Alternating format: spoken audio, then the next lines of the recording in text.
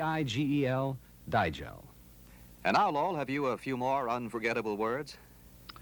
About a new book called Diet or Die. Author, Mrs. Celesta Geyer, perhaps better known to millions of carnival fans as the one-time Dolly Dimples. Remember, the world's most beautiful fat lady? That was the billing Mrs. Geyer used when she weighed 555 pounds. Count 'em, 555 pounds. Now a svelte 122. She tells in her book how she did it, following the advice of a doctor who told her after a near-fatal heart attack to diet or die. The secret of effective weight loss, massive willpower, says Mrs. Geyer, adding that her own willpower was strengthened by the memory.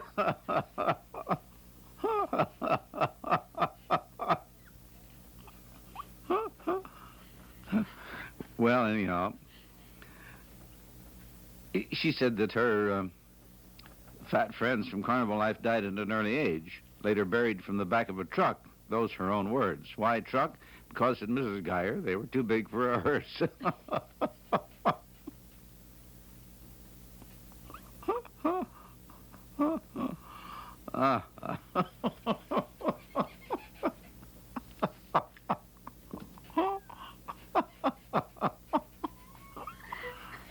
Oh, gosh. Oh.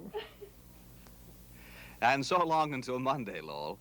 This is Warren Moran now, reminding you to listen each evening, Monday through Friday at this same time, for the distinctive news reports of Lowell Thomas. Listen again Monday evening for Lowell Thomas and the news.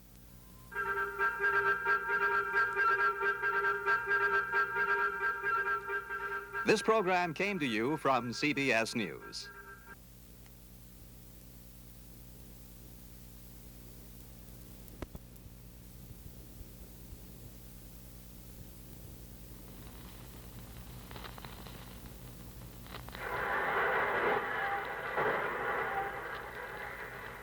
How do you do, ladies and gentlemen? It is our privilege to bring you at this time an eyewitness report of the first International Crepitation Contest. We are speaking to you from the ringside of the great Maple Leaf Auditorium, which is packed to the rafters with spectators, eager and curious. For the benefit of my listeners who are not acquainted with the facts relating to this event, it might be well to describe the two contestants. Lord Windmere from Wapping Foghole in Devonshire is, of course, the champion of the British Empire. The challenger is Paul Boomer, native son of Australia, who, I understand, worked his way to Canada in the crew of an ocean freighter carrying a load of Melbourne cabbage, upon which, so it is stated, Boomer trains exclusively. I see now there's a bit of a flurry around Lord Windmere's entrance. And yes, here he comes, Lord Windmere. I'll see if I can get him to come to the microphone and say a few words. Joe, we'll see if we can get his lordship to come over here for a minute. Tell him it's for the radio. Okay, I'll get him for you. Thanks. Well, Lord Windmere appears to be in good spirits. He's smiling and chatting. Thrown about him is a beautiful silk dressing gown of purple velvet upon which is worked, I imagine it to be the coat of arms of the House of Windmere. It's a beautiful thing. Good boy, Joe. In just a minute, ladies and gentlemen, I think we're going to have his lordship himself come to the microphone and say a few words. Right over here, please. Right over here. Yeah, right here. Yes, folks, here he is, right to the microphone, the champion himself, Lord Windmere. Your Highness, how did you come to take an interest in this unusual art? Well, I suppose you could say it all started over Lady Windmere's fan. I see. Yes, I noticed she was constantly waving this fan in front of her face, so I asked her why the deuce she did it. So she retorted that if I insisted on constantly crepitating, she had to fan away in pure self-defense, you see. So my friends were drawn into the controversy and persuaded me to capitalize on my proficiency and sort of going for it and all that.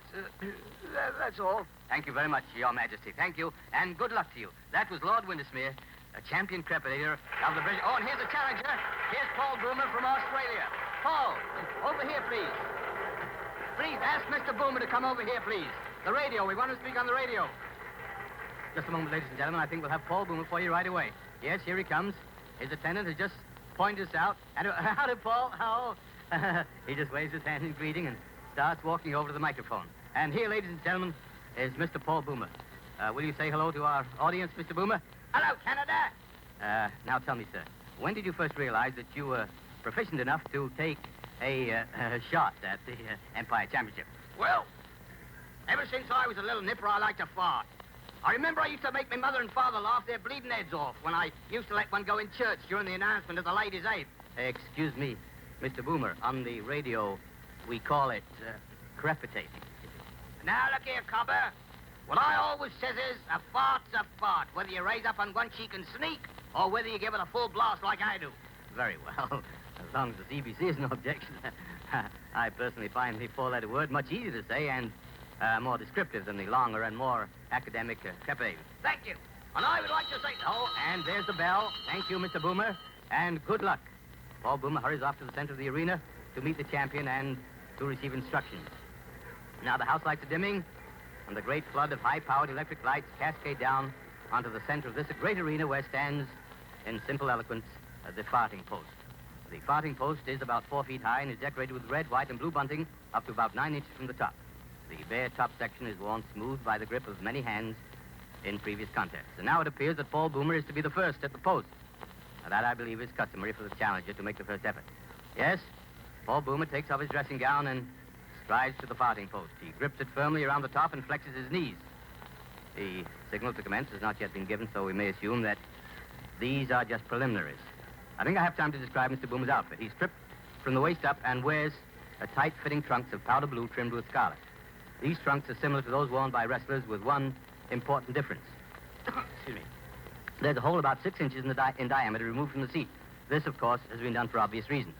This symmetrical aperture is called the fenêtre de brise, literally translated meaning the zephyr window. Mr. Boomer's fenêtre de brise has a scarlet trim around its perimeter, giving a very provocative air to this genial Australian backside. Oh, and there goes the signal to commence. You might have heard it over the microphone, a blast on the medieval Bronx Spiegel, the traditional woodwind instrument associated with this sport for centuries. And now a hush falls on the vast throng as Boomer walks slowly, deliberately to the farting post. He's exuding confidence, and he gives one last all-encompassing grin to the tense audience as he grips the farting post between a pair of hands that look as though they could splinter the post. Now he flexes his knees, much in the manner of a boxer. He seems to be concentrating on the very top of the farting post. You can hear a pin drop, and here it comes. Oh, a beauty, a beauty. I think it was a triple flutter blast. Yes, that's what the judge signals, a triple flutter blast. That gives him 25 points right off the bat. And another of the same, and another 25 points. That followed by one, no, two. Sorry.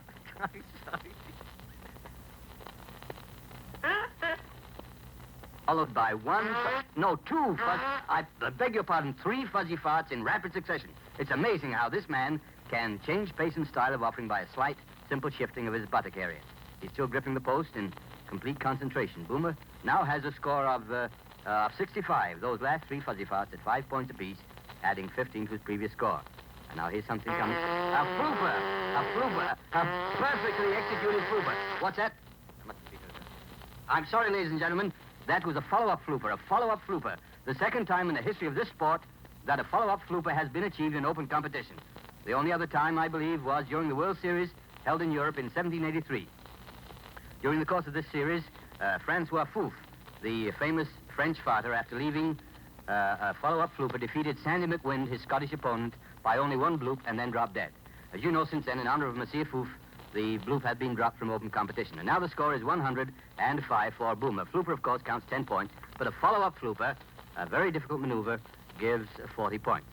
Well, this certainly has been a whirlwind session. I think that Paul Boomer is about played out, or blown out, as they say. What am I saying? There's a fuzzy fun and another. That gives him 10 more points, and he's not through yet, apparently.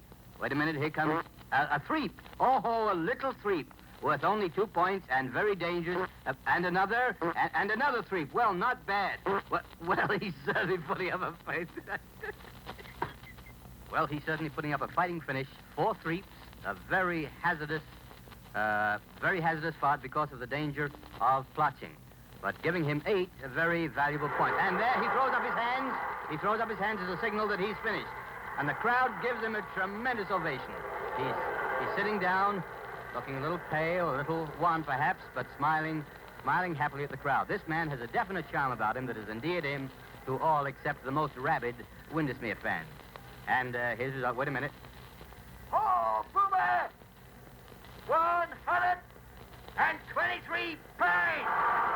Did you hear that? Paul Boomer, 123 points, a world's record, beating Lord Windesmere's previous world mark of 119 by 4 points. Paul Boomer, this moment, is the world's champion. But for how long, we don't know, because Lord Windesmere might take it right back again.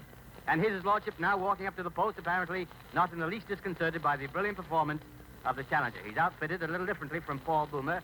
He has purple tights, full-length tights, and around the fenêtre de brise, you remember the hole cut out from the center of his seat, around this there's the fringe of little gold tassels about 4 inches long.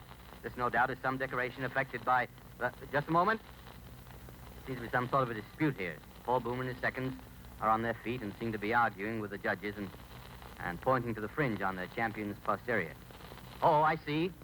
Paul Boomer is claiming that the fringe might add a whistle or some other sound to Lord Windesmere's efforts and so increase their value. And after all, in a closely fought contest like this, every little advantage must be jealously watched.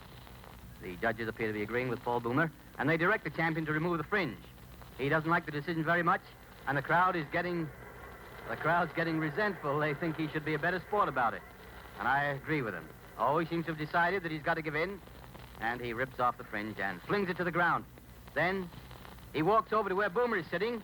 He turns his back, puts his hands on his hips, and oh, he leaves a threep right in Paul Boomer's face. The crowd get a kick out of this. As you know, a threep is a very low scorer, only 2 points, but to throw one away just in a gesture of defiance demonstrates the spirit of dash and recklessness which has made the Englishman the champion that he is. He's smiling disdainfully now as he returns to the center of the arena. He nods to the judge to show he's ready, and hello, what's this? He's not going to use a farting post. Lord Windesmere, the champion, in a final gesture of contempt, scorns the use of the farting post. Well, this is developing into a bit of a grudge contest. He has his hands on his hips, feet apart, knees slightly bent, and a sizzler. His first attempt is, and another one. 2 in a row, and another one, a third. 3 sizzlers in a row, a tremendous effort. 60 points in his first 30 seconds. I can't go on. 3 sizzlers in a row, a tremendous effort. 60 points in his first 30 seconds. This one. And 1, 2, 3, 4. 4 fuzzes. 4 fragrant fuzzes in rapid succession. It's a pleasure to see the ease and comfort with which his lordship leaves his fart. Perfect technique. And now his score is 80 points. 80 points in the first 30 seconds of the post. Now he's getting ready. Hands on hips. A little bit red in the face as he strains to... Oh, something there. Wait a minute. Something's wrong. His attendants run into him. He's in some kind of distress. I see. Yes, the judge's signal. It was a plotcher. Oh, hard luck, your lordship, sir. Hard luck. The champion left a very bad plotcher and will be penalized 15 points. That puts him back to 65 points, 59 short of the 124 he needs to retain his championship. He's all set again and seems to be straining a little more cautiously. And here is...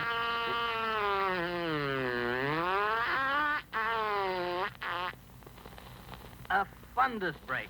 Oh, a beautiful bit of wind-breaking virtuosity. A most difficult part to perform without plotting. This man has wonderful control, and the crowd are really warming up to him. That fundus break counts 30 points, and it takes Lord Windesmere up to 95 points. It's getting very tense now, and here it is. Here is the next one. A trill blow. 10 points, followed by a resounding single flutter blast. I think that is.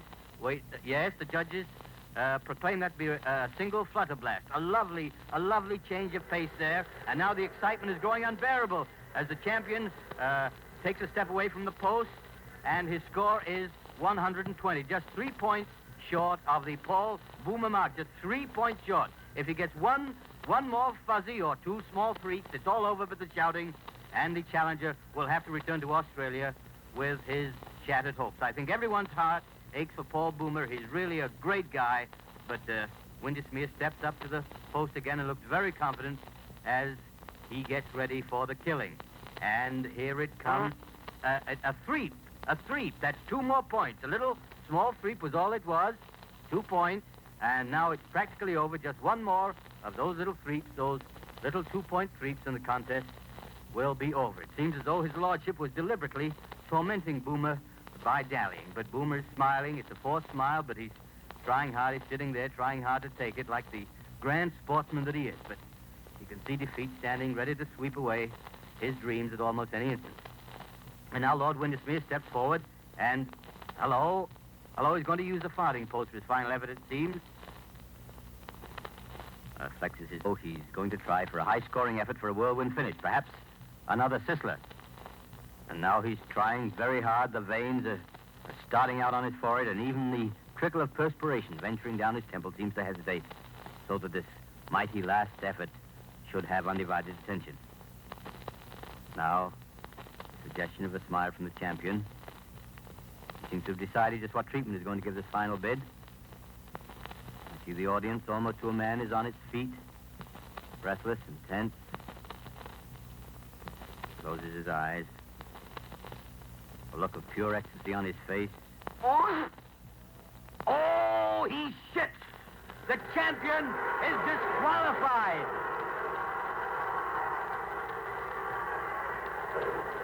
Ladies and gentlemen, as a special service feature, we have brought you direct from the ringside of the Maple Leaf Auditorium a blow-by-blow description of the first crepitation contest held under international auspices. This broadcast replaced midweek meditations usually heard at this time. Your narrator, Sidney S. Brown.